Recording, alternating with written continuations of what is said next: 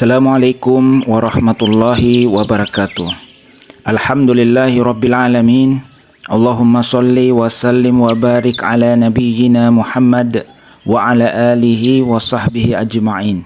Hai anak-anak, sahabat cerdas, soleh dan soleha di mana saja berada. Semoga kalian tetap dalam keadaan sehat walafiat. Baik, pada video pembelajaran bagian pertama ini kita akan belajar materi tentang membentuk pribadi muslim yang kompetitif dengan memfokuskan materi pada kajian Quran Surah Al-Maidah ayat 48 tentang kompetisi dalam kebaikan.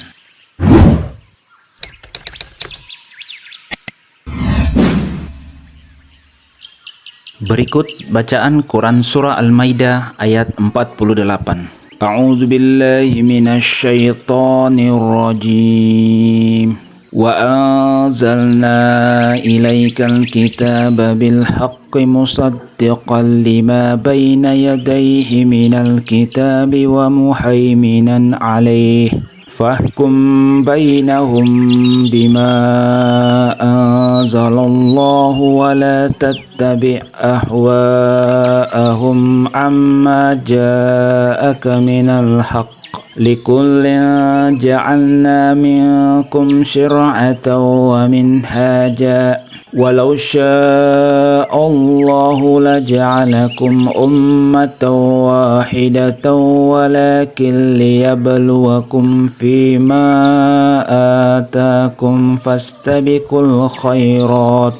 Ilallahi marji'ukum jami'an fayunabbi'ukum bima kuntum fihi takhtalifun. Artinya, dan kami telah turunkan kepadamu Al-Quran dengan membawa kebenaran, membenarkan apa yang sebelumnya, yaitu kitab-kitab yang diturunkan sebelumnya, dan batu ujian terhadap kitab-kitab yang lain itu. Maka putuskanlah perkara mereka menurut apa yang Allah turunkan, dan janganlah kamu mengikuti hawa nafsu mereka dengan meninggalkan kebenaran yang telah datang kepadamu. Untuk tiap-tiap umat di antara kamu, kami berikan aturan dan jalan yang terang. Sekiranya Allah menghendaki, niscaya kamu dijadikannya satu umat saja.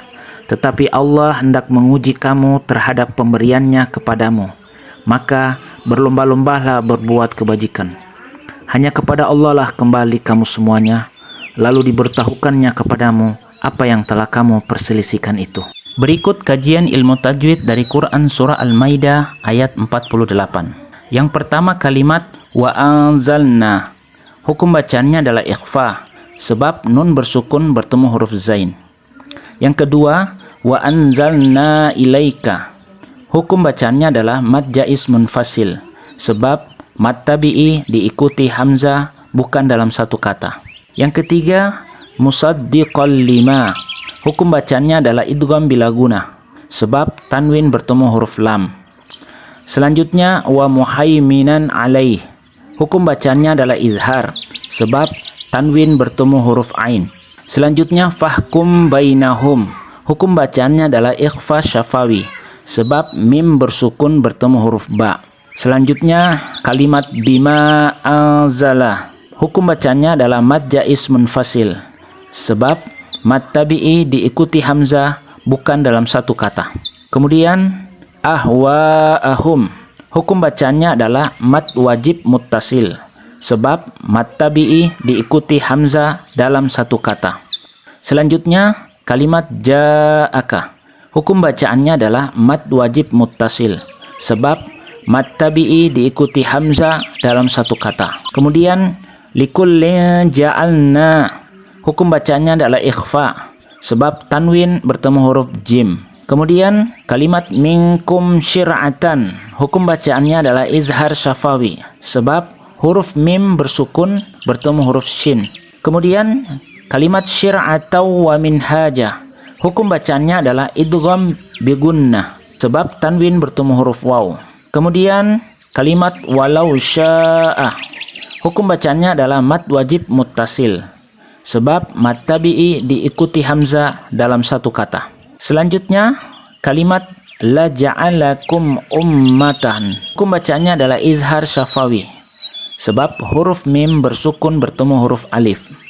Dan yang terakhir kalimat takhtalifun.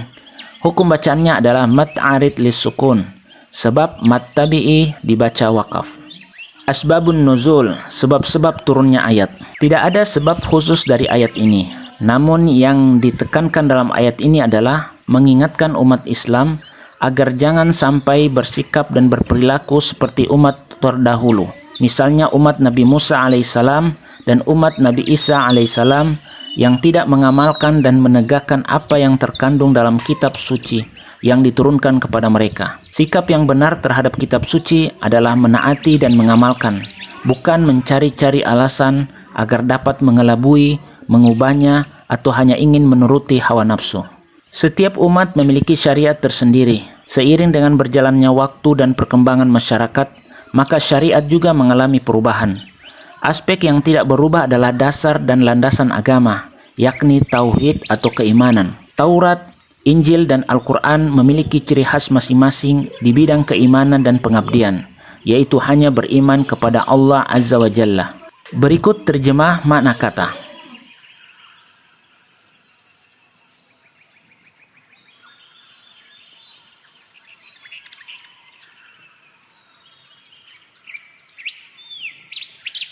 Berikut terjemah makna kosakata. Isi dan kandungan ayat 48 dari Quran Surah Al-Maidah. Yang pertama, gasan bahwa Al-Quran adalah kitab samawi terakhir yang membawa kebenaran, mencakup isi dan membenarkan kitab suci sebelumnya seperti Taurat dan Injil. Yang kedua, Al-Quran menjadi satu-satunya kitab suci yang terpelihara dengan baik, sehingga ia tidak akan mengalami perubahan dan pemalsuan. Hal ini berbeda dengan kitab suci sebelumnya. Yang ketiga, perintah kepada setiap muslim agar memutuskan perkara dengan hukum yang telah ditetapkan Allah Azza wa Jalla.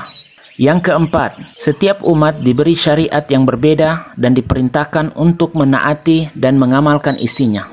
Yang kelima, perintah menggunakan akal dan segala potensi yang telah diberikan oleh Allah Azza wa Jalla agar menjadi umat pilihan, unggul, maju, dan berkembang menjadi lebih baik dan semakin lebih baik lagi.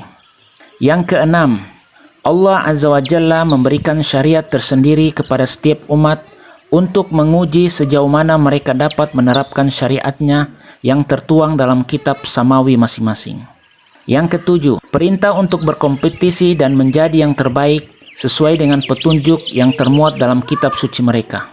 Dan yang kedelapan, peringatan bahwa pada akhirnya manusia akan kembali kepada Allah Azza wa Jalla dan kelak di akhirat akan mempertanggungjawabkan semua amalnya semasa di dunia. Sikap dan perilaku yang mencerminkan Quran Surah Al-Maidah ayat 48. Yang pertama, mengimani kebenaran Al-Quran dan menjadikannya sebagai barometer terhadap kitab-kitab samawi lain yang datang sebelumnya, seperti Taurat, Injil, dan Zabur. Yang kedua, mengimani bahwa Al-Quran adalah kitab yang terpelihara dengan baik sehingga ia tidak akan mengalami perubahan dan pemalsuan. Yang ketiga, berusaha memutuskan dengan hukum yang diturunkan Allah Azza wa Jalla yang telah digariskan ke dalam Al-Quran. Yang keempat, senantiasa melakukan tadabbur Al-Quran untuk mencapai kemajuan dan perkembangan. Yang kelima, senantiasa sadar bahwa tuntutan penerapan syariat Allah Azza wa Jalla adalah ujian untuk mencapai kebaikan dan kemuliaan di sisinya. Yang keenam, senantiasa bersemangat dalam berkompetisi untuk menjadi yang terbaik. Dan yang ketujuh, senantiasa menyadari bahwa pada akhirnya manusia akan kembali kepada Allah Azza wa Jalla di alam akhirat untuk mempertanggungjawabkan semua amalnya di dunia. Demikian video pembelajaran bagian pertama tentang menjadi pribadi muslim yang kompetitif. Semoga Allah Azza wa Jalla menambahkan ilmu dan menganugerahkan kepada kita pemahaman tentang Al-Quran, sehingga dapat membaca, mengkaji, serta mengamalkan isi kandungan Al-Quran, terutama Quran Surah Al-Maidah ayat 48 ini, serta berusaha selalu berkompetisi dalam kebaikan. Semoga materi video pembelajaran ini dapat bermanfaat. Sampai jumpa di video pembelajaran berikutnya. Assalamualaikum warahmatullahi wabarakatuh.